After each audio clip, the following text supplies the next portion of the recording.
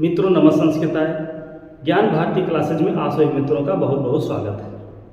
मित्रों इसमें हम लोग पढ़ रहे हैं नील शतक और नील शतक में इसमें हम लोग पढ़ रहे हैं मानसौर पद्धति। मानसौर पद्धति के कल 2 श्लोक हम लोग पढ़ चुके हैं। आगे शुरू करते हैं हम लोग आज की अपनी क्लास। तो ये जो श्लोक है ये लिखा गया है वसंत तिलका छंद में। वसंत तिलका छंद है इसमें और वसंत तिलका छंद में होते हैं 14 वर्ण। 8 और 6 वर्ण पर होती है यति। पहली यति 8वें वर्ण पर और उसके बाद जो आखिरी यति होती है वो होती है 6वें वर्ण। तो वसंत तिलका छंद में 14 वर्ण होते हैं, 8वें और 6वें वर्ण पर यति होती है। और वसंत तिलका छंद का जो लक्षण है उसको हम लोग देख लेते हैं। सबसे पहले उक्ता वसंत तिलका तब जा जगौघा। उक्ता वसंत तिलका तब जा जगौघा। लांगूल चालन मधश्चरणावपातम्। भूमौ निपत्य वदनो दर्शनं च। स्वापिण्डदस्य कुरुते गजपुङ्गवस्तु। धीरं विलोकयति चाटुशतैश्च भुङ्क्ते। उक्ता वसंत तिलका तब जा जगौघा। भट्टधीश कहते हैं कि जो स्वाभिमानी जन होते हैं वो स्वाभिमान चाहे मनुष्य में हो चाहे किसी जानवर में, सब लोग अपना अलग अलग जीवन जीते हैं। स्वाभिमानी जिस तरह से मनुष्य होते हैं उसी तरह से पशु पक्षी भी होते हैं। तो इसमें भी 2 जीवों की बात बता रहे हैं भट्टधीश जी। एक है हाथी और दूसरा है कुत्ता। कुत्ते का स्वभाव कैसा होता है और हाथी का स्वभाव कैसा होता है, दोनों में बड़ा फर्क है, दोनों में बड़ा अंतर है। तो ही श्लोक के माध्यम से हम लोग पढ़ने जा रहे हैं। एक शब्द है स्वा और स्वा का मतलब होता है कुत्ता। जो कुत्ता है वो पिंडदस्य कुरुते। स्वा कुरुते, स्वा कर्ता हो जाएगा और कुरुते क्रिया है। तो स्वा पिंडदस्य कुरुते और पिंडदस्य का मतलब होता है अन्नदाता, जो स्वामी होता है। तो जो अन्नदाता होते हैं, जो भोजन देते हैं, उन्हीं के लिए यह शब्द है पिंडदस्य। पिंडदस्य मतलब अन्नदाता। तो कुत्ता क्या करता है, अपने अन्नदाता के सामने कुछ करता है, कुछ दिखाता है। स्वापिंडदस्य कुरुते गजपुंगवस्तु। गजपुंगवस्तु भी छोड़ देते हैं। स्वापिंडदस्य कुरुते और क्या करता है, लांगूल चालनम। लांगूल का मतलब होता है पूंछ और चालना मतलब हिलाना चलाना। तो स्व जो कुत्ता है वो लांगूल चालनम करता है, वो अपनी पूंछ हिलाता रहता है। और अधः चरणावपातम्, और अधः चरणावपातम् और उसके पैरों पर नीचे गिर पड़ता है कुत्ता अपने अन्नदाता के चरणों पर। और क्या करता है, भूमौ निपत्य, उसी जमीन में गिरने के बाद भूमौ निपत्य, जमीन में गिर करके क्या करता है, वदन उदर दर्शनम च। वदन च उदर, अपना वदन और उदर दिखाता है, अपना मुंह दिखाता है, अपना पेट दिखाता है कुत्ता। किसके सामने, पिंडदस्य के सामने। पिंडदस्य को अपना मुंह दिखाता है, अपना पेट दिखाता है और उसके चरणों में गिर करके उसके चरणों को चाटता रहता है, जमीन पर गिर जाता है। यही है कुत्ते का स्वभाव। तो स्वापिंडदस्य कुरुते गजपुंगवस्तु। कुत्ता क्या करता है, अपने अन्नदाता के सामने लांगूल चालन करता है, पूंछ को हिलाता है, पूंछ हिलाता रहता है और चरणों में गिरने के बाद भूमि में गिरने के बाद बदन और उदर को दिखाता है, मुंह को दिखाता है, अपने पेट को दिखाता है। ये हो गया कुत्ते का स्वभाव। लेकिन किंतु जो गजपुंगवा है, गजपुंगवा मतलब जो श्रेष्ठ हाथी हैं, जो गजराज होते हैं, तो गजराज क्या करते हैं? धीरम विलोकयति, धीरम विलोकयति चाटु सतैश्च भुंक्ते। वो धीरम विलोकयति, वो अपने अन्नदाता को, वो अपने स्वामी को बड़े ध्यान से देखता रहता है, कोई प्रतिक्रिया नहीं करता है। और जब सतैः चाटुस, जब सैकड़ों बार उसका स्वामी, उसका मालिक, उसका महावत जब सैकड़ों बार उसको पुचकारता है, उसको खाने को कहता है, तब जाकर क्या करता है? वो भूंगते खाता है। कौन? गजपुंगवा भूंगते, गजपुंगवा खाता है। जो श्रेष्ठ हाथी है वो तब भोजन करता है कि जब उसका मालिक उसको सैकड़ों बार कहता है खाने के लिए, तब हाथी अपने अन्न को खाता है। जो उसके खाने का चारा होता है तब खाता है, चाहे चारा हो या फिर कोई कुछ देता है। हम लोग अक्सर देखे रहे, जब हाथियों को कुछ दिया जाता है, चाहे पैसा हो, चाहे फल हो, चाहे कुछ भी हो, खाने वाली चीज़ हम लोग देते हैं, तो क्या करता है? सब कुछ ले जा करके वो अपने महावत को दे देता है। जो ऊपर महावत बैठा होता है, फल पाया अपनी सूंड में और सूंड से ले जाकर अपने महावत को दे देता है। जब महावत ऊपर से कहता है खा लो गजराज, तुम तो ये तुम्हारे लिए, तुम इसको खाओ, तब जाकर हाथी खाता है। और अन्यथा की स्थिति में हाथी को कोई भी आप चीज़ देते हैं तो वो खाता नहीं, वो सब कुछ अपने महावत को देता है। तो एक तरफ कुत्ता क्या करता है कि अपने अन्नदाता के सामने पूंछ हिलाता है, अपनी दुम हिलाता है, और उसके बाद जमीन पर गिर पड़ता है, उसके चरणों को चाटने लगता है, हाथ पैर को चाटता है, और उसके बाद अपने मुंह को दिखाता है, अपने पेट को दिखाता है। ये हो गया कुत्ते का स्वभाव। और दूसरी तरफ हाथी का स्वभाव क्या होता है कि जब सैकड़ों बार उसका महावत, उसका स्वामी, उसका मालिक कहता है खाने के लिए, तब जाकर कहीं हाथी उस अन्न को ग्रहण करता है, तब उस हाथी उस अन्न को खाता है। तो धीरम, ये है हाथी का विशेषण, ये हाथी के लिए है। गजराज के लिए क्या है? धीरम विलोकयति चाटु सतैश्च भुंक्ते।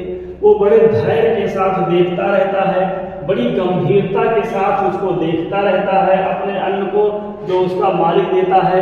और जब सतैः चाटु, जब सैकड़ों बार पुचकारता है, सैकड़ों बार खाने को कहता है, दुलराता है हाथी को, तब हाथी जाकर उस अन्न को खाता है। तो लांगूल चालनमधश्चरणावपातं भूमौ निपत्य वदनो दर्शनं च स्वापिण्डस्य कुरुते गजपुंगवस्तु धीरं विलोकयति चाटु सतैश्च भुंक्ते उक्ता वसंत तिलका तबुजा जगौघा। एक बार फिर से जल्दी से, जो स्व है, जो कुत्ता है, वो अपने अन्नदाता के सामने क्या करता है? लांगूल चालनम करता है, अपनी पूंछ को हिलाता रहता है, और आधा चरणावपातम, नीचे चरणों में गिर पड़ता है, और भूमौ निपत्य, पृथ्वी पर गिरने के बाद, जमीन पर गिरने के बाद अपने बदन और उदर को दिखाता है मालिक को। ये कुत्ते का स्वभाव हो गया। और दूसरी तरफ किंतु जो गजपुंगवा है, जो श्रेष्ठ हाथी, वो क्या करते हैं कि धीरम विलोकयति चाटु सतैश्च भुंक्ते। जब उनके स्वामी, जब उनके मालिक है, सैकड़ों बार उनको खाने को कहते हैं, सैकड़ों बार उनको पुचकारते हैं, उनकी चाटुकारिता करते हैं, तब जाकर वो जो गजपुंगवा होता है, जो श्रेष्ठ हाथी होता है, तब जाकर उसको खाता है। ऊपर क्या है कि यहाँ पर चाटुकारिता कुत्ता कर रहा है अपने मालिक के सामने, और यहाँ पर मालिक चाटुकारिता करता है अपने गजराज के सामने। तो दोनों के स्वभाव में बड़ा अंतर है। यही होता है स्वाभिमानियों का अपना स्वभाव। लांगूर पूछ सकते हैं, लांगूर का अर्थ होता है ऊंच, चढ़ाना मतलब हिलाना चलाना। अधा चरणावपतन, चरणों पर गिर कर। भूमो निपत, निपत मतलब गिर करके। वदन और उदर में गुण संधि हो गई है। स्व का मतलब कुत्ता होता है। पिंडदस मतलब अन्नदाता। और गज पुंगवा, गज पुंगवा का अर्थ होता है श्रेष्ठ हाथी। धीरम विलोकयति, धीरम विलोकयति कौन? गज पुंगवा। और भूमते कौन? गज पुंगवा। तो ये हो गया हमारा 24वां है। 25वां श्लोक। परिवर्तिनि संसारे मृतः को वा न जायते, सजातो एन जाते याति वंशः समुन्नतिम्।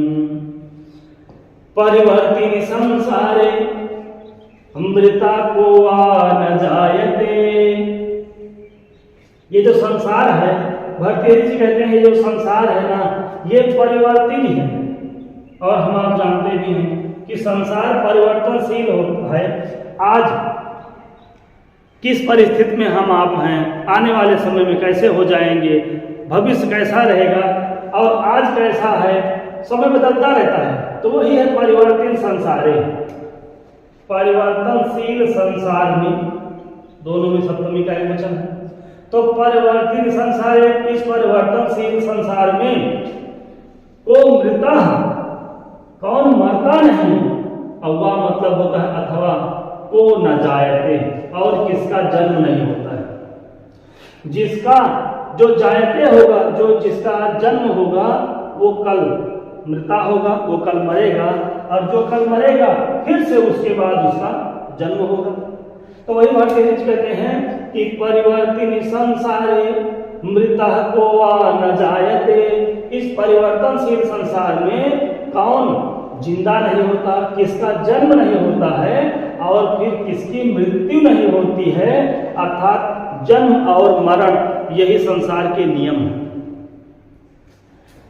और सजातो एन जातेन, सह जातो, और उसी का जन्म लेना सफल होता है जिसके जन्म लेने से वंशः समुन्नतिम यात, जिसके जन्म लेने से वंश की उन्नति होती है, जिसके जन्म लेने से उसके समाज का, उसके वंश का उन्नत होता है, उसी का जन्म लेना उन्होंने कहा सफल होता है। इस परिवर्तनशील संसार में कौन मरता नहीं और फिर कौन जीवित नहीं होता है, लेकिन सह जातो एन जाते। तो यहाँ पर उसी का जन्म लेना सफल माना जाता है जिसके जन्म लेने से अपने वंश की उन्नति होती है, जिसके जन्म लेने से उसके समाज में उन्नति आती है। उस व्यक्ति का जन्म लेना सफल माना जाता है जिस व्यक्ति के जन्म लेने से उसके वंश की समुन्नति, बहुत अच्छे प्रकार से उन्नति होती है। जो अपने समाज का, जो अपने वंश का मान सम्मान बढ़ाता है, नाम करता है, उसी व्यक्ति का इस संसार में जन्म लेना सफल है।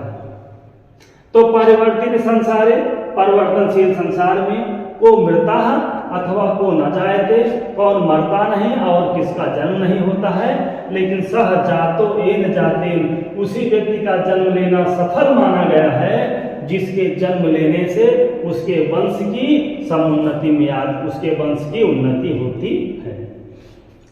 तो परिवर्तन संसार में सप्तमी का एक वचन है। मृता का मतलब लोग जानते हैं मरना, और जायते मतलब जन्म लेना। तो सह जातो एन जाते और याद वंशा समुन्नति। ये हो गया हमारा 25वां श्लोक। अब हम लोग 26वां श्लोक। कुसुमस्तव सेव द्वयी वृत्तिर्मनस्विनः मूर्धनि वा सर्वलोकस्य शीर्यते वन एव वा।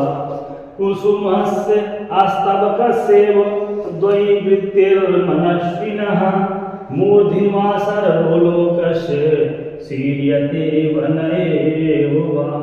इसमें अनुष्टुप छंद है। अनुष्टुप छंद के प्रत्येक चरण में 8 वर्ण होते हैं और संपूर्ण छंद में 32 वर्ण होते हैं। तो भट्ट जी कहते हैं कि वनस्विना, जो मनस्वी लोग होते हैं, जो स्वाभिमानी लोग होते हैं, द्वैवृत्ति भवति, दो प्रकार का ही जीवन उनका होता है। जो प्रतिष्ठित लोग होते हैं, जो धैर्यशाली लोग होते हैं, जो मनस्वी, जो गंभीर व्यक्ति होते हैं, वो द्वैवृत्ति, दो प्रकार से उनका जीवन चलता है। वो अपने जीवन को दो ही प्रकार से जीते हैं। किसकी तरह है? तो कुसुम स्तबकस्य इव, स्तबक मतलब गुच्छा और कुसुम मतलब फूल। अब इव माने समान, फूल के गुच्छे की तरह होते हैं कौन? मनस्विन्य। और उनका व्यवहार क्या होता है, उनका जीवन कैसा होता है? तो द्वैवृत्ति, मनस्विना, माननीयों और सम्माननीय लोगों का व्यवहार कैसा होता है? दो प्रकार का व्यवहार होता है, दो प्रकार का उनका स्वभाव होता है। और किसके तरह होता है? फूलों के गुच्छे की तरह। जैसे फूल का गुच्छा होता है, फूलों के गुच्छे का भी जो स्वभाव होता है वो दो ही प्रकार का होता है। और उसी तरह मनुष्य का भी स्वभाव दो प्रकार का बताया गया है। और वो कैसे मनुष्य? जो मनस्विना है, जो धैर्यशाली लोग हैं, जो गंभीर लोग हैं, उनका जो स्वभाव होता है, उनका जो व्यवहार होता है, वो दो प्रकार से होता है। कैसे? यत् मूर्धनि वा सर्वलोकस्य असीर्यते वन एव वा, या तो सर्वलोकस्य मूर्धनि, या सभी के सर पर चढ़कर रहते हैं। तो जैसे फूल का गुच्छा होता है, जैसे पुष्प होते हैं, क्या करते हैं? या तो मूर्धनि सर्वलोकस्य, या तो सभी देवी देवताओं के जो सर पर रहते हैं। तो जो फूल का गुच्छा होता है, जो कुसुम स्तबक होता है, या तो सर्वलोकस्य मूर्धनि, या तो सबके सर पर चढ़ेंगे, सर पर उनका जो है स्थान होगा, अथवा सीयते वन एव वा। फूलों के गुच्छे को हम लोग जानते हैं, या तो क्या करते हैं, वो भगवान के मस्तक पर चढ़ाया जाता है, भगवान के सर पर चढ़ाया जाता है, और या फिर जंगल में ही मुरझाया जाता है। तो वही भर्तृहरि जी कहते हैं कि जो धैर्यशाली लोग होते हैं, जो मनस्वी लोग होते हैं, वो फूल के गुच्छे की तरह होते हैं। जिस तरह से फूल का गुच्छा या तो मूर्धनि सर्वलोकस्य, या तो सभी के सर पर विराजमान होगा, और या फिर क्या होगा? सीयते वन एव वा, जंगल में ही वो मुरझा जाएगा, जंगल में ही वो खत्म हो जाएगा, सूख जाएगा। तो फूलों की जो गतियां हैं वो दो होती हैं, या तो सर्वमूर्धनि होगा, सर्वलोकस्य मूर्धनि, उसका स्थान होगा, सभी के मस्तक पर रहेगा, और या फिर जंगल में मुरझा जाएगा। उसी तरह से मनस्वी लोगों की ही दो गतियां होती हैं, या तो सभी लोग उनको पूजते हैं, अच्छे जो सम्मानित लोग होते हैं, जो मान सम्मान जिनका होता है।